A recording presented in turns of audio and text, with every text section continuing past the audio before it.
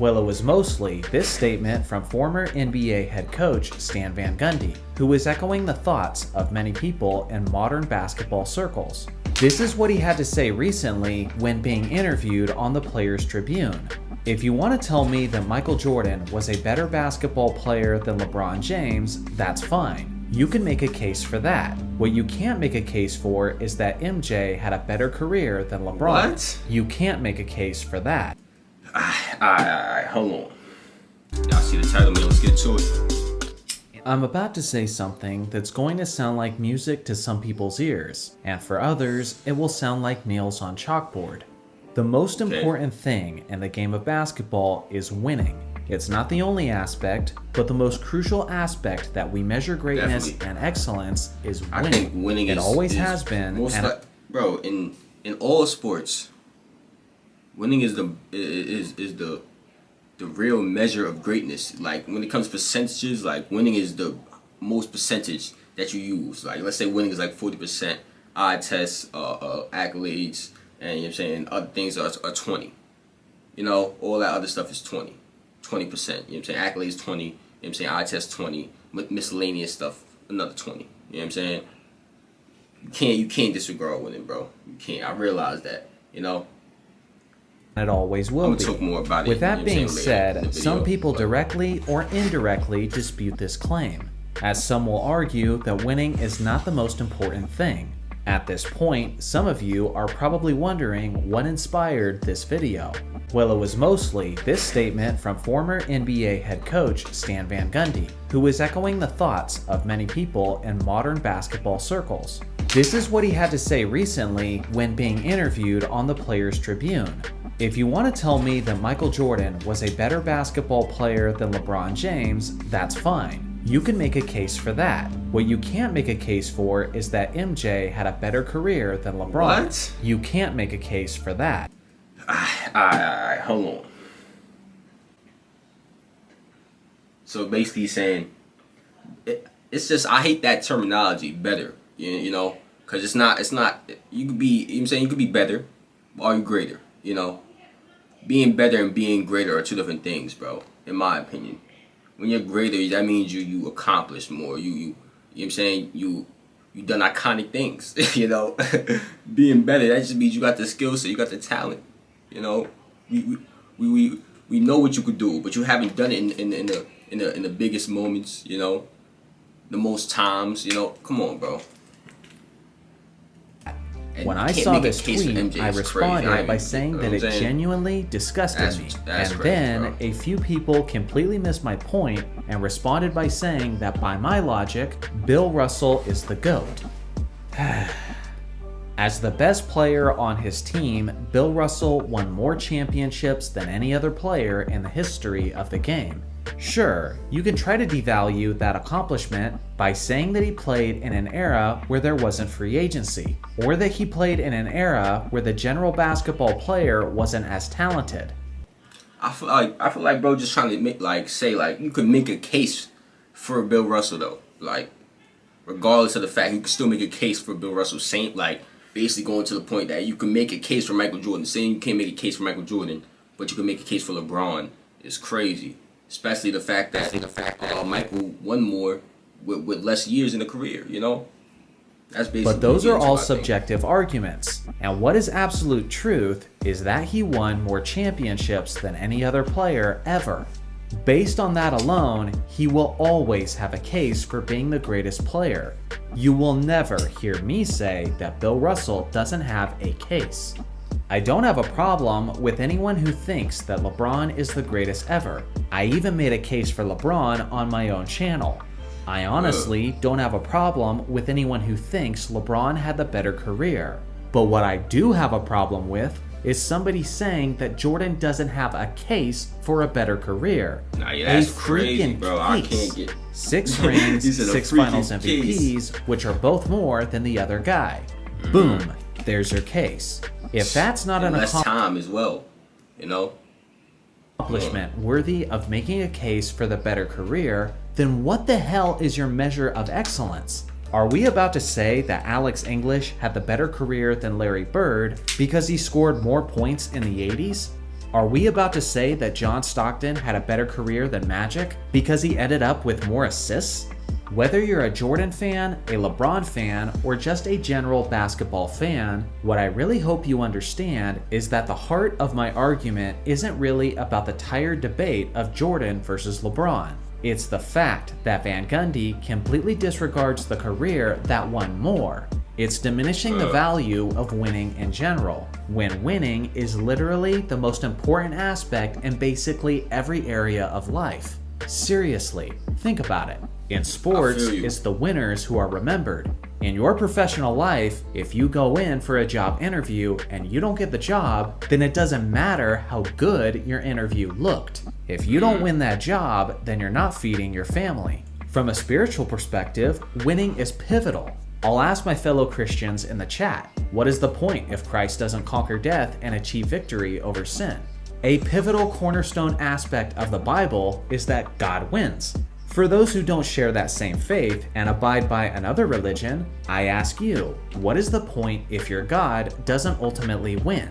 Same goes for politics, world leaders, and wars. And more often than not, it's the winners who shaped and wrote history while influencing the future. Whether or not you think winning is the most important. War is a great example because you lose war. You lose the war. You know what I'm saying? You know what I'm saying? You're not going to be there to tell the story. So, feel me?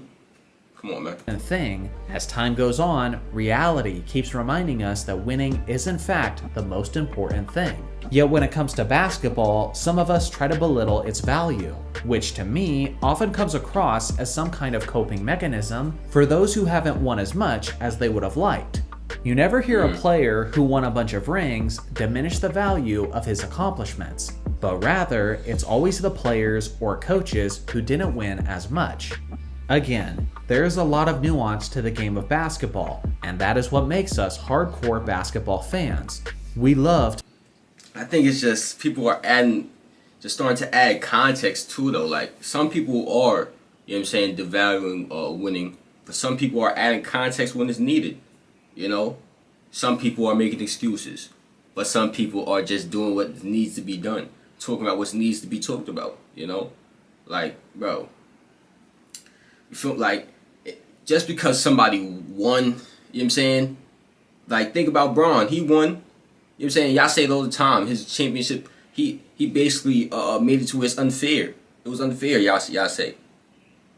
So how is winning that valuable if he can make it unfair and you know what I'm saying, he could basically make it unfair and win every time. You know what I'm saying? In some of y'all eyes, if he creates a super team good enough, he can win every time. So will he be the greatest then? No. Y'all would say, you know what I'm saying? So it's just context in my opinion. It's just context, like, you know what I'm saying? Talking about the nuance while dissecting the game as much as possible. Some people overdo it. For example, I don't think Kevin Durant's 2 rings carry the same weight as the rings of other greats. That's because of the nuance of a superstar player joining a 73-9 team who had just beaten him. I do believe that you have to factor in how the players reach the mountaintop. It's because of nuance like this that I don't have a problem with people believing LeBron is the GOAT, that Kareem is the GOAT, or that Russell is the GOAT. Whoever your guy is, you can make your case. But to say that a player who won more as the clear top dog on his team doesn't have a case is completely asinine and diminishes the value of winning, which is the ultimate measure of success. Don't just take it from me, take it from Kobe Bryant, who thoroughly explained his perspective. Hopefully my Laker legacy will be that of a champion. I mean, that's why we play. That is the most important thing. It's number one. It's not about how much you like the person. It's not about how many points that person scored. It's not about how many assists that person had. It's how many championships did they bring to the city of Los Angeles. That is the most important thing. Truthfully, you know, it's really about winning. It's not about being coddled. It's not about being catered to. You have a responsibility to the city of Los Angeles to bring championship banners back where they belong. That is your responsibility. You have to understand that nothing else matters. Second place does not matter. Second place means you're the first loser. right? So you have to start there. You have to understand that that's what this is. And you may not like it. You may think it sucks. You may think it's not great sportsmanship. Get over it. It is what it is. Now, if you want to diminish Kobe's thoughts on this matter, ask yourself this. Would Kobe's opinion even matter to us if he hadn't done so much winning?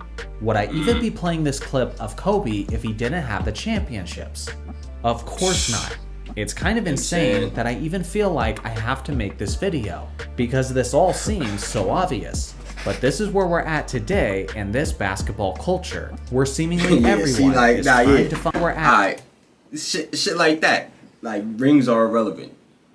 Okay, see, like, people say shit like that. Like, yes, a ring is a team achievement. And yes, I believe that you do have to also look at the individual player and what they have done.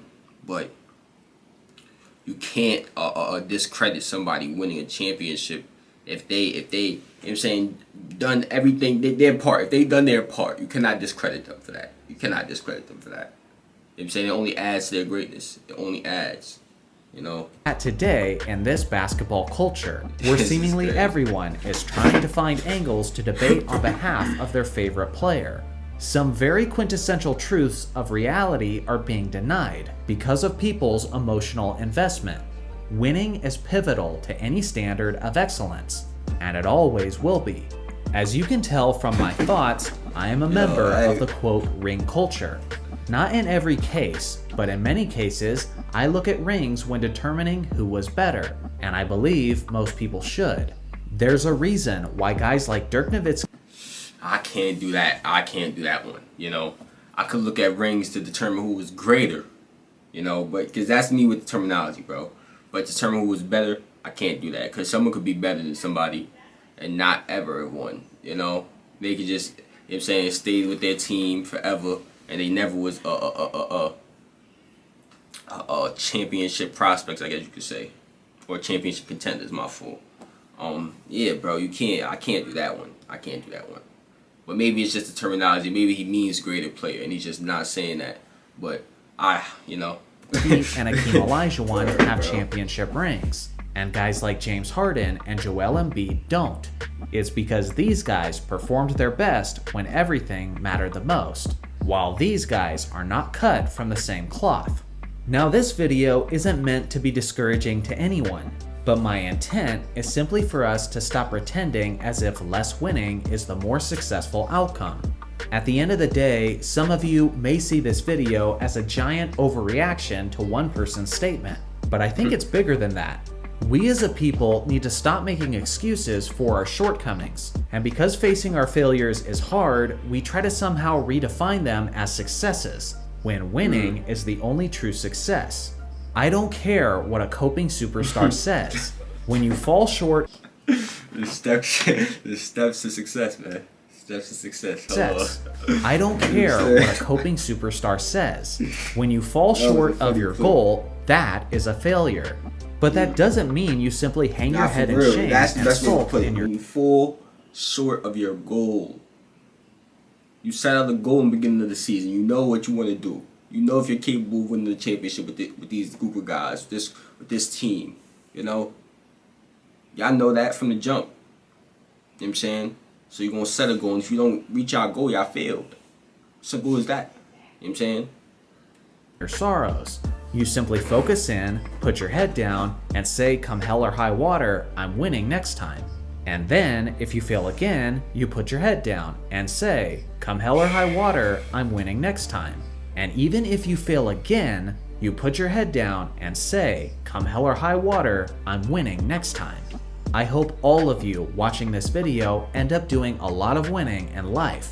But inevitably, when you spend some time losing, don't try to make peace with yourself by believing that you're somehow losing successfully. But instead, be like these guys who were determined to follow it up with a win at all cost. Rather than making excuses for losing, let's be thinking like winners even when we're losing. So what do you guys think? That's the end of this one, y'all. You saying I could agree with this. I could agree with this for the most part, bro. He's talking facts, bro. He's talking facts. You know what I'm saying? Well, yeah, for the most part. It's not all about winning, but it's about winning for the most part, bro.